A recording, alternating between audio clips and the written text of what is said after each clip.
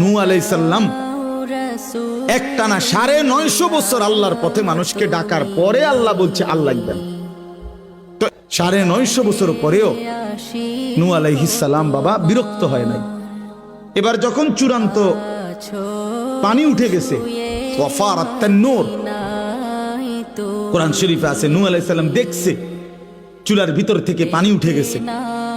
উনি বুঝছে তুফান শুরু হয়ে গেছে, পানি উঠবে এবার। এই সময় উনি নৌকার কাছে উনার লোকজনকে তুলে নিছে, পানি আসতেছে।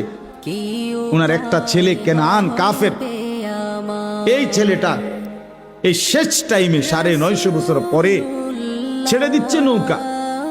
এই টাইমেও কোরআন শরীফে আছে সূরা হুদে নূহ আলাইহিস সালাম ছেলেটাকে ডাক দিছে, ইয়া বুনাইয়ার কাম মা'না, বাপ এই শেষবারের মতো বলছি বাপ আয় না, ঈমান আয় না, আমার নৌকায় উঠে যা, বাইচা যাবি, বেঁচে যাবি বাবা। ছেলেটা বলছে না, আবার ছেলেটা বলছে না বাবা আমি উঠবো না, তোমার নৌকায় যাব না, ঈমান আনবো না।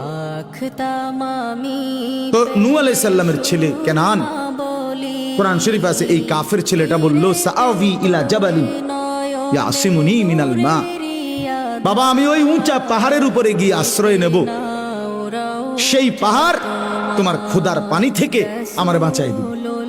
এত উর্ফে পানি উঠতো না আমি জানি। হযরত নূহ আলাইহিস সালাম দেখেন তখনও রাগ করে নাই। এক বাবা সন্তানের প্রতি কি পরিমাণ দরদি হওয়া উচিত, উদাহরণ দিচ্ছেন কোরআনে। নূহ আলাইহিস সালাম আবার বলছে লা আসিমাল ইয়াউমা মিন আমরিল্লাহ, বাবা বিশ্বাস কর আজকে আল্লাহর আযাব থেকে কেউ বাঁচাইতে পারবে না, ভুল করিস না বাপ, আয় না নৌকায়, ঈমান আন। কোরআন শরীফে আছে ওহ বাবা হাত ধরে টানতেছে নূহ আলাইহিস সালাম ছেলেটাকে, আয় না বাবা কালেমাটা পড়।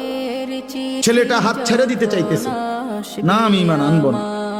এই বাবা আর পুত্র টানাটানি করতেছে, বাবা ডাকে ঈমানের দিকে, ছেলে ছুটে যাচ্ছে কিসের দিকে, কুফরের দিকে। আল্লাহ তাআলা কোরআনে বলেন ওয়াহালা বাইনাহুমাল মাউজ, এই কিছুক্ষণের মধ্যেই একটা বড় ঢেউ আইসা ধাক্কা দিছে, বাপ আর পুত আলাদা হয়ে গেছে। এরপরে ছেলেটা ধীরে ধীরে ডুবে গেছে।